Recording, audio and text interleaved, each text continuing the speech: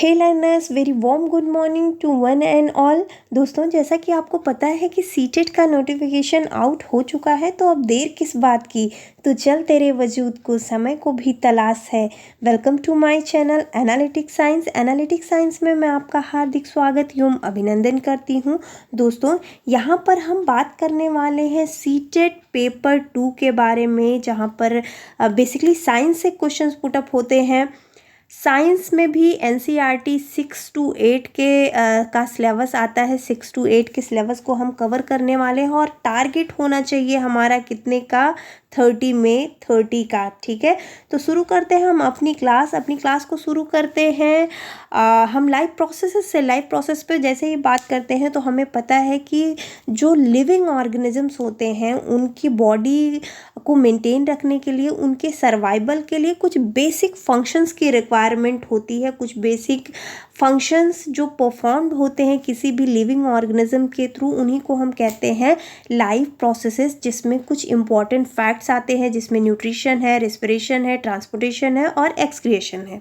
Alright, इसका मतलब कि जीवित रहने के लिए, जीवों को अपने अस्तित्व को मेंटेन रखने के लिए, शरीर के रख रखाव के लिए जो बेसिक प्रोसेसेस की रिक्वायरमेंट होती है, उसमें पहला आता है पोषण, जिसे हम न्यूट्रिशन कहते हैं, श्वसन जिसे हम रेस्पिरेशन कहते हैं, परिवहन जो कि ट्रांसपोर्टेशन है। बॉडी में परिवहन या ट्रांसपोर्टेशन पे अगर हम थोड़ी सी नज़र डालें तो हमारी बॉडी में ब्लड है, हार्मोन है, जो फूड डाइजेस्ट हो चुका है वो ग्लूकोज के फॉर्म में है। तो इन सारी चीज़ों का हमारी बॉडी में ट्रांसपोर्टेशन होता रहता है। और एक इम्पॉर्टेंट प्रोसेस और है जिसे हम कहते हैं उत्सर्जन या फिर एक्सक्रिएशन।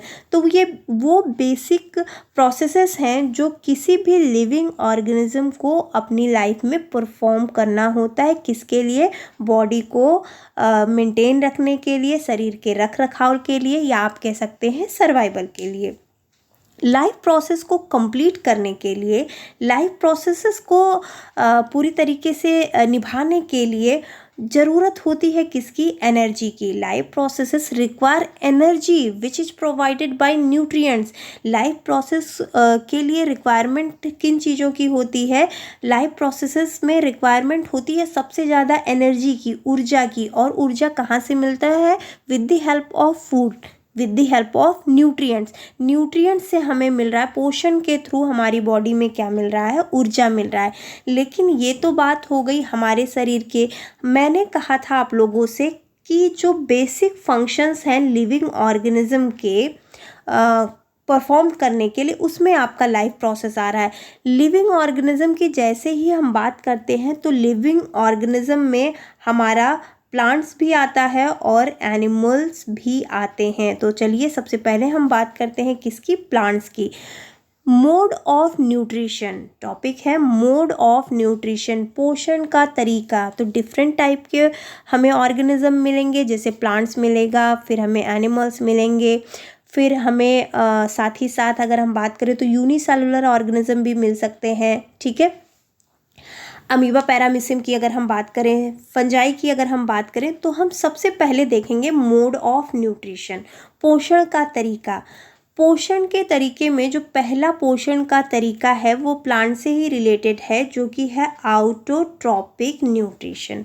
ऑटोट्रॉपिक न्यूट्रिशन क्या होता है? Autotrophic nutrition is a kind of nutrition in which organism can synthesis their own food, for example green plants. देखिए, स्वपोषी क्या होता है? ये एक प्रकार का पोषण होता है जिसमें जो ऑर्गेनिजम्स होते हैं, जो जीव होते हैं, वो प्रकाश का संश्लेषण करते हैं और प्रकाश का संश्लेषण करने के बाद अपने फूड को खुद से ही संश्लेषित कर देते हैं, मैन्युफैक्चर कर लेते हैं। और इसका जो बेस्ट एग्जाम्पल है वो है क्या? हरे पौधे। हरे पौधे अपना जो फूड है वो खुद से ही मैन्युफैक्चर करते हैं, जिसकी वजह से इन्हें ऑटोट्रॉप्स कहा जाता है। ठीक है, हेटरोट्रॉप्स की अगर हम बात करें, हेटरोट्रॉपिक न्यूट्रिशन की अगर हम बात करें, तो heterotrophic nutrition is a kind of nutrition which organism do not possesses the ability to synthesis their own food. They depends on autotrophs for this food supply directly और इनडायरेक्टली, फॉर एग्जाम्पल एनिमल्स। देखिए अगर हम heterotrophic या विषमपोषी की बात करें तो विषमपोषी क्या होते हैं, ये भी एक प्रकार का पोषण होता है जिसमें जो जीव होते हैं, जो ऑर्गेनिजम्स होते हैं, वो खुद से अपना जो भोजन है, जो फूड है, उसे खुद से संश्लेषित या मैन्युफैक्चर नहीं कर सकते, उनके अंदर ये एबिलिटी ही नहीं होती, क्षमता ही नहीं होती। तो वो किस तरीके से अपने बॉडी में एनर्जी को एब्जॉर्व कर रहे हैं या एनर्जी को इनटेक कर रहे हैं, ये प्रत्यक्ष डायरेक्ट या इनडायरेक्ट रूप से किस पे डिपेंड है, ये डिपेंड है स्वपोषी पे, मतलब कि आउटोट्रॉप्स पे, मतलब कि प्लांट्स पे, ठीक है। और इसमें आपके और जानवरों के साथ साथ ह्यूमन बीइंग भी शामिल है। दैट मीन्स कि अगर हम हेटेरोट्रॉपिक न्यूट्रिशन की बात करें तो हेटेरोट्रॉपिक न्यूट्रिशन एक टाइप का न्यूट्रिशन है, पोषण है, जिसमें जो जीव हैं, जो ऑर्गेनिज्म हैं, they do not make their own food by themselves, they are dependent on plant direct और indirect, जैसे भी करके ये प्लांट्स पे प्रत्यक्ष या अप्रत्यक्ष रूप से डिपेंड है, ठीक है। चलिए प्लांट्स में न्यूट्रिशन के प्रोसेस की बात करते हैं। प्लांट्स में जो न्यूट्रिशन होता है वो कैसा होता है, आउटोट्रॉपिक न्यूट्रिशन। क्योंकि हमारे प्लांट्स आउटोट्रॉप्स हैं तो हमारे लिए ये भी जानना जरूरी है what is the exact definition of autotrophs. Autotrophs क्या होते हैं, organism which can make their own food are called autotrophs। Autotrophs वो ऑर्गेनिज्म होते हैं जो अपना फूड खुद से ही मैन्युफैक्चर कर ले रहे हैं, फॉर एग्जांपल ग्रीन प्लांट्स। लेकिन ग्रीन प्लांट्स अपना जो फूड मैन्युफैक्चर कर रहे हैं वो एक स्पेशल मेथड से कहते हैं, स्पेशल प्रोसेस से करते हैं और उस प्रोसेस को कहते हैं फोटोसिंथेसिस। चलिए देखते हैं फोटोसिंथेसिस क्या होता है। Photosynthesis is a process by which green plants make their own food with the help of carbon dioxide, water in the presence of sunlight and chlorophyll is called photosynthesis। that means प्रकाश संश्लेषण की अगर हम बात करें तो प्रकाश संश्लेषण एक ऐसी प्रक्रिया होती है जिसके थ्रू हरे पौधे सूर्य के प्रकाश और क्लोरोफिल जो कि एक हरित वर्णक है, जो कि एक ग्रीन पिगमेंट है प्लांट का, उसकी उपस्थिति में कार्बन डाइऑक्साइड और वाटर की मदद से, पानी की मदद से अपना भोजन बनाते हैं। इस प्रक्रिया को हम कहते हैं फोटोसिंथेसिस, ठीक है। फोटोसिंथेसिस में ये जो कार्बन डाइऑक्साइड आप देख रहे हैं ये प्लांट कहाँ से ले रहे हैं। देखिए बहुत इंपॉर्टेंट क्वेश्चन है कि अगर पेपर में यही आ जाए कि जो कार्बन डाइऑक्साइड प्लांट यूज कर रहा है फोटोसिंथेसिस प्रोसेस में या अपने फूड को मैन्युफैक्चर करने में, भोजन को बनाने में, वो कार्बन डाइऑक्साइड कहाँ से मिल रहा है, वो कार्बन डाइऑक्साइड मिल रहा है एटमॉस्फेयर से, ठीक है। वाटर कहाँ से मिल रहा है इसे, वाटर सॉइल में, क्योंकि नेचुरल वाटर ऑलरेडी सॉइल में मौजूद होता है, मिट्टी में मौजूद होता है, तो वाटर ये कहाँ से ले रहा है, जो प्लांट्स की जड़ें हैं वो मिट्टी से ले रही हैं।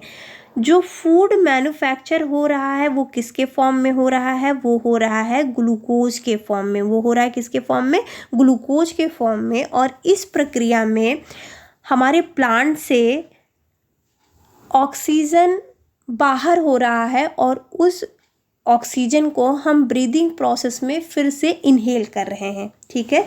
इसका मतलब कि प्रकाश संश्लेषण की जो प्रोसेस होती है, फोटोसिंथेसिस की जो प्रोसेस होती है, इस प्रोसेस में प्लांट हमारे एटमॉस्फेयर से कार्बन डाइऑक्साइड इनटेक कर रहा है, सॉइल से ले रहा है वाटर, सनलाइट के प्रेजेंस में, यहाँ आप देख भी सकते हैं सनलाइट के प्रेजेंस में एक ग्रीन पिगमेंट यूज कर रहा है जो कि हरे पौधों की पत्तियों में है और उस ग्रीन पिगमेंट का नाम है क्लोरोफिल। इसकी मदद से ये फूड को मैन्युफैक्चर कर रहा है किसके फॉर्म में, ग्लूकोज के फॉर्म में, ठीक है। और इस प्रोसेस में और भी कुछ बन रहा है, वो है हमारा ऑक्सीजन। बट याद रखिएगा अगर क्वेश्चन आपको ऐसा मिल जाए कि ड्यूरिंग फोटोसिंथेसिस प्रोसेस के दौरान प्लांट से क्या बाहर जा रहा है, तो आप कहेंगे ऑक्सीजन, ठीक है। इस प्रक्रिया में, इस पूरे फोटोसिंथेसिस की प्रोसेस में oxygen always remove to the plants, ठीक है। और यही वो ऑक्सीजन है जिसे हम ब्रीदिंग में इनहेल कर रहे हैं, सांस लेने की प्रोसेस में हम इसे अंदर कर रहे हैं, ठीक है। अब नेक्स्ट क्वेश्चन जो यहाँ से बन सकता है आप लोगों के लिए वो है कि प्रकाश संश्लेषण की प्रोसेस में जो रॉ मटेरियल है वो कौन कौन सा है, या जो फोटोसिंथेसिस की प्रोसेस हो रही है वो कहाँ पर हो रही है, ठीक है। तो चलिए बात करते हैं हम raw material for photosynthesis. Photosynthesis के रॉ मटेरियल की हम बात करते हैं तो फोटोसिंथेसिस प्रोसेस में पहला आपका है कार्बन डाइऑक्साइड, जो कि प्लांट कहाँ से ले रहा है, एटमॉस्फेयर से, एंड वाटर कहाँ से, फ्रॉम सॉइल, ठीक है। साइट क्या है फोटोसिंथेसिस का, फोटोसिंथेसिस के अगर हम साइट की बात करें तो बस आपको एक चीज़ याद रखना है कि आप कहेंगे chloroplast is the main site of photosynthesis. Chloroplast ही वो साइट है जहाँ पर फोटोसिंथेसिस होता है। लेकिन यहाँ पर 1 मिनट रुकिएगा, कभी कभी क्वेश्चन आता है कि जो फोटोसिंथेसिस की प्रोसेस होती है उसमें क्लोरोप्लास्ट का involvement with the help of chloroplast या with the help of chlorophyll, दोनों में किसकी मदद से जो प्लांट हैं वो अपना फूड मैन्युफैक्चर कर रहे हैं। आंसर तुरंत से चेंज हो जाएगा, तब आप कहेंगे क्लोरोफिल, क्योंकि अभी मैंने फोटोसिंथेसिस प्रोसेस में आपको बताया कि ग्रीन पिगमेंट का यूज करके, क्लोरोफिल का यूज करके और सनलाइट के प्रेजेंस में हमारा plant with the help of photosynthesis food manufacture कर रहा है। अब देखिए यहाँ पर जो डिफरेंस आप देख रहे हैं, क्लोरोप्लास्ट साइट है किसका, फोटोसिंथेसिस का, और क्लोरोप्लास्ट ही कंटेन करता है ग्रीन पिगमेंट क्लोरोफिल का, जो कि फोटोसिंथेसिस प्रोसेस में फूड को मैन्युफैक्चर कराता है। ऑलराइट, आगे बढ़ते हैं। देखिए जो हमारे प्लांट्स का जो लीफ होता है, जो हमारे प्लांट्स की पत्ती होती है, या आप कह सकते हैं जो हमारे प्लांट्स की पत्तियां होती हैं, इनके सरफेस पे एक छोटा सा पोर प्रेजेंट होता है, ठीक है।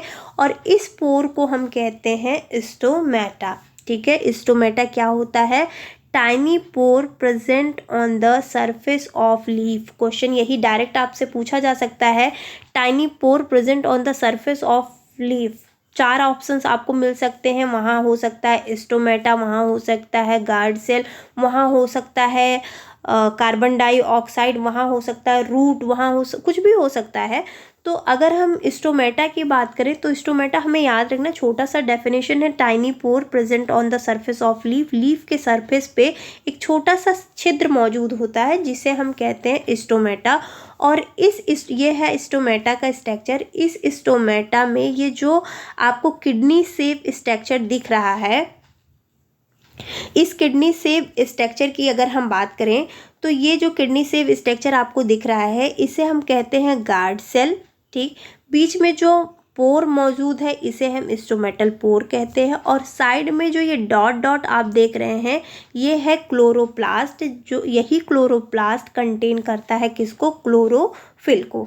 अब फंक्शन क्या है स्टोमेटा का, स्टोमेटा जो कि आपके लीफ के सरफेस पे प्रेजेंट है, उसका फंक्शन क्या है, ये एक्सचेंज करता है गैसेस को, ये गेम ना हो के ये है गैसेस, गैसों के आदान प्रदान में मदद करता है। साथ ही साथ जो ट्रांसपिरेशन प्रोसेस में, ये ट्रांसपिरेशन प्रोसेस है, नॉट ट्रांसपोर्टेशन, ट्रांसपिरेशन प्रोसेस में, वाष्पोत्सर्जन के प्रोसेस में जो पानी का लॉस हो गया है उसको ये अपवर्ड डायरेक्शन में सेंड करता है, अपवर्ड डायरेक्शन में ऊपर की तरफ भेजता है, किसको, प्लांट्स में, ठीक है। तो ये पूरी प्रोसेस है किसकी, आपके फोटोसिंथेसिस की। साथ ही साथ हमने बात कर लिया किसकी, स्टोमेटा की। तो आज की क्लास में बस इतना ही। नेक्स्ट क्लास में हम हेटेरोट्रॉपिक न्यूट्रिशन पे बात करने वाले हैं और साथ ही साथ कुछ और इम्पॉर्टेंट पॉइंट्स के साथ आएंगे। तब तक आप अपना ख्याल रखिए। अगर आपको चैनल पसंद आया है तो लाइक शेयर और सब्सक्राइब करना बिल्कुल मत भूलिए। Thank you.